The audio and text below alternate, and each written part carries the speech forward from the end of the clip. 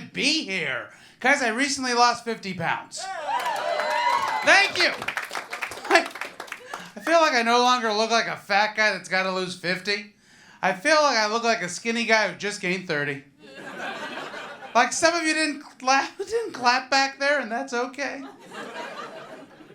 I have a newfound confidence, though, dating right now, right? Like I get it. I'm not what the locals in LA consider to be traditionally handsome. I feel like I could do better in other parts of the state. I'm at least a Bakersfield 9. Like, I could win Miss Lancaster. If I was walking around Riverside with my shirt off, someone would be like, hey, who's the skinny guy with the great tan? I am on the dating apps. I find the one that works the best, though, is Venmo. Yeah, because when you pay, they stay, right? The lady's yelling right there. She's going, yeah, she's nodding. Yep. I'm not going to even ask why they pay. Okay. I actually was on Bumble recently, and I don't want to make the gentleman too jealous here, but I recently matched and started dating a Miss Columbia contestant from 1964.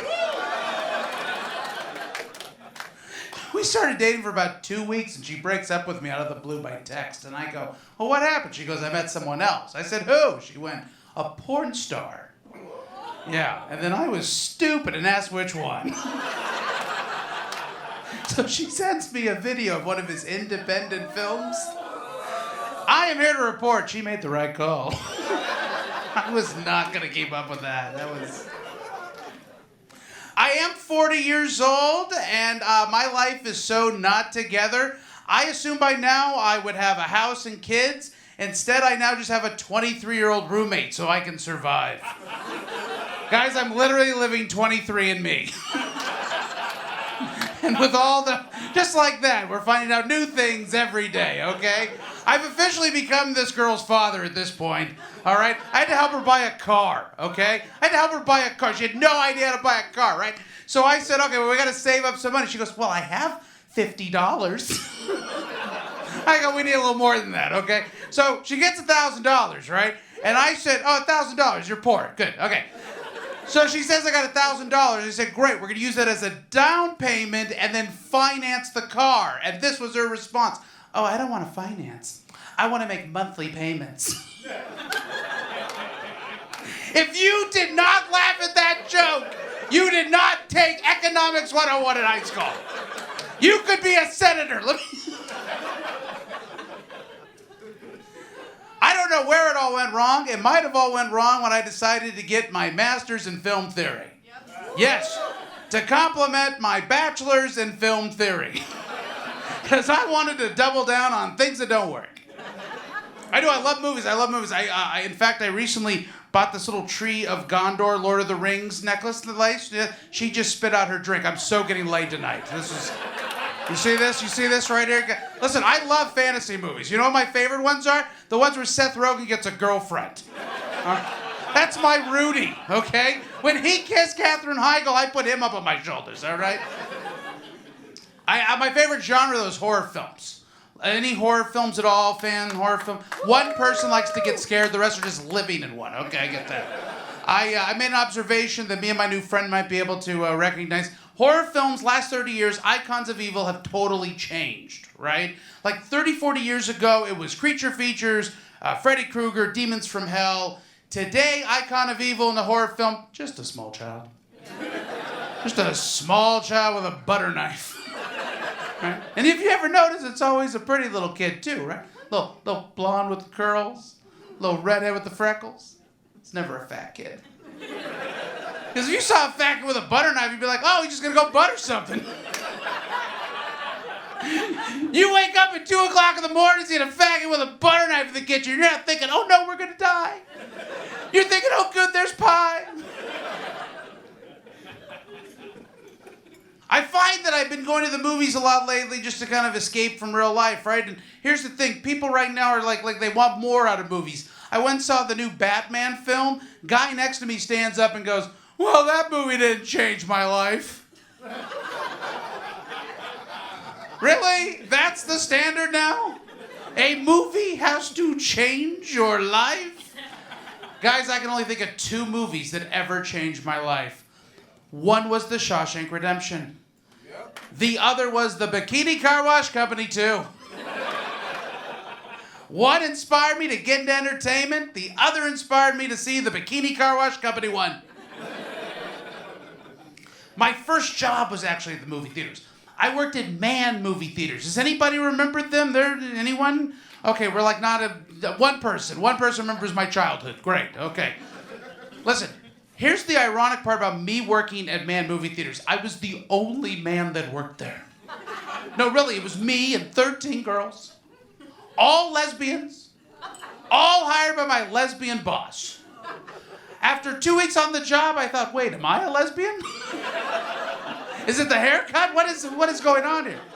Now, at 16, I had no idea that these were all lesbians, so I found the cutest one. And I said, hey, I'm taking you out next Friday. And she goes, oh, no, I don't date boys. And I'm like, well, you're in luck, because I'm a man. She goes, I don't date those either. And that's when 16-year-old Paul learned about the birds and the bees. And the birds and the birds. And the bees and the bees. And sometimes 2 of those birds ask one of those bees to join them. I was never one of those bees. And now I'm just on Bumble with my little stinger. Had a lot of jobs before I did comedy full time. Got to work at Borders Books and Music. Remember we used to read in this country? Yes, now we just have Joe Rogan podcast to us, right? I was... One guy understands who Joe Rogan is. That's great. Okay. I actually was in charge of the children's section, building the displays. And one time I had this little child come running in, knocking everything over. Looked like a little Chucky on speed. Oh, he was so proud of himself. And then he looked down and he realized he had made a mess. And so he starts to pick it up. Now, this was in Thousand Oaks, California, very rich part of town. And the mom looks at him and says, stop.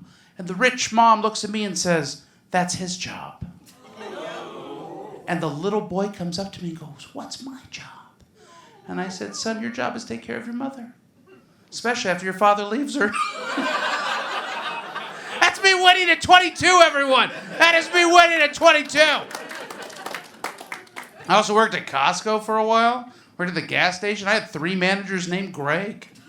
Which means at Costco, even the management comes in bulk. I actually was a wrestling coach for a long time, too. I was a wrestling coach. And I loved teaching the kids and working with the kids. That was all fine. We were very successful. It was the parents that I couldn't understand. The helicopter parents, yes. And here's the thing. One time we had a sophomore lose the state champ, 1-0. We're super proud of the kid. First-year wrestler, thrilled. His big, fat, stupid dad wasn't happy. He comes running down the bleachers looking at me, Paul, you suck as a coach. How come my kid lost? What were you going to do about it? I said, Mark, I can only work with the genetics you gave him. His wife is standing next to him and goes, well, then we got to blame the UPS man, don't we? Guys, that's me winning at 26, everyone. And then at 40, it all went down to hell. Okay. Lost you on that one. Good. Guys, you guys have been wonderful. It's been so fun doing live comedy. Give yourself a round of applause for coming out.